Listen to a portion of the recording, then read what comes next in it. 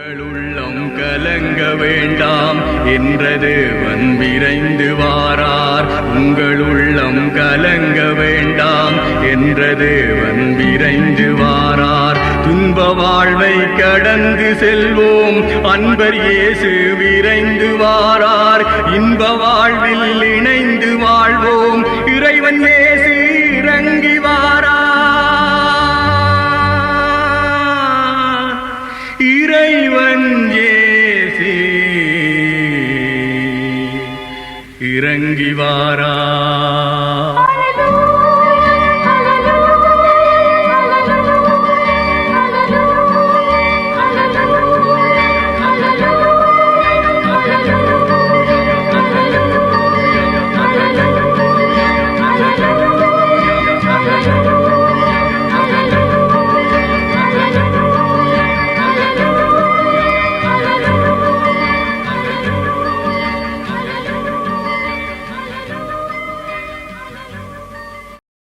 கர்த்தருக்குள் அன்பானவர்களே, அனுதினமும் கிறிஸ்துவுடன் தியான வேலைக்கு உங்களை அன்புடன் அழைக்கிறோம். இன்றைய தியானத்திற்கான வேத வாசிப்பு 2 தீமோத்தேயு 1 அதிகாரம் வசனங்கள் 7 முதல் 10 வரை. தியானத்திற்கான தலைப்பு நமது இரட்சகர் இயேசு. அவர் மரணத்தை பரிகரித்து ஜீவனையும் அழியாமையையும் சுவிசேஷத்தினாலே வெளியரங்கமாக்கினார். 2 தீமோத்தேயு 1:10.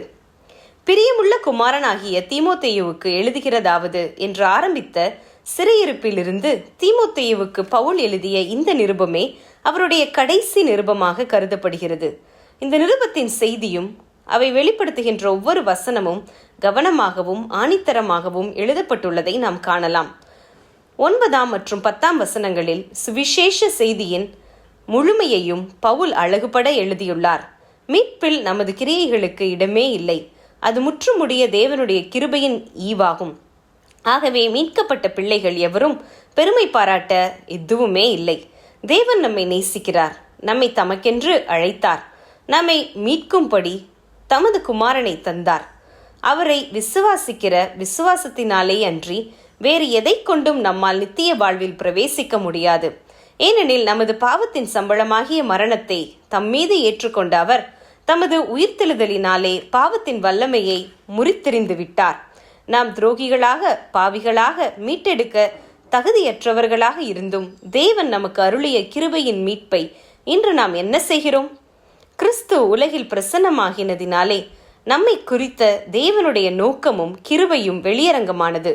பாவமே இல்லாத இயேசு பிதாவின் சித்தப்படி நமக்காக தம்மை மரணத்துக்கு ஒப்பு கொடுத்ததாலே மரணத்தின் கூர் ஒடிந்தது. மரணத்துக்கு அதிகாரியாகிய பிசாசானவனை தமது மரணத்தினாலே அவர் அழித்தார். எபிரேயர் 2:14. கடைசி நாளில் அந்த மரணத்தையே அவர் அழிப்பார். 1 கொரிந்தியர் 15:26. அவரை விசுவாசிக்கிற நம்மீது மரணத்துக்கு இன்றும் என்றும் அதிகாரமில்லை. மரணம் வெறுமனே கர்த்தரின் பிரசன்னத்தை சென்றடையும் ஒரு வாசலாகும். கிறிஸ்துவின் உயிர்த்தெழுதல் நமக்கு நித்திய ஜீவனை நிச்சயப்படுத்தி அழிவில்லாத வாழ்வில் நம்மை நிலைநிறுத்துகிறது என்ற சத்தியம் இன்று நம்மை சிந்திக்க வைக்கட்டும். மேலும் பாவத்தினின்றும் மீட்கப்பட்ட நாம் இன்று இயேசு கிறிஸ்துவோடு கூட உன்னதங்களில் உட்கார வைக்கப்பட்டுள்ளோம்.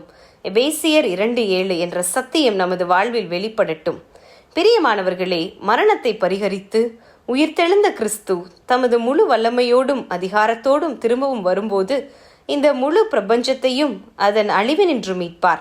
அந்த நாளில் அவரை முகமுகமாய் சந்திக்க நாம் ஆயத்தமா? இன்றே நாளுக்கு நாள் பெருகி வரும் பாவத்தை குறித்து எச்சரிப்போடும் விழிப்போடும் நமது ஆத்துமாவை காத்துக்கொண்டு பிறரையும் இயேசுவண்டை வழிநடத்துவோமாக. ஜெபம் செய்வோமா? மரணத்தை பரிகரித்து உயிர்த்தெழுந்த ஆண்டவரே, எங்களை நெருங்கி நிற்கும் பாவங்களை குறித்து விழிப்புணர்வை தந்து ஜாக்கிரதையோடு எங்கள் ஆத்துமாக்களை காத்துக்கொள்ள உமது ஆவியினால் எங்களை நிரப்பும். ஆமேன்.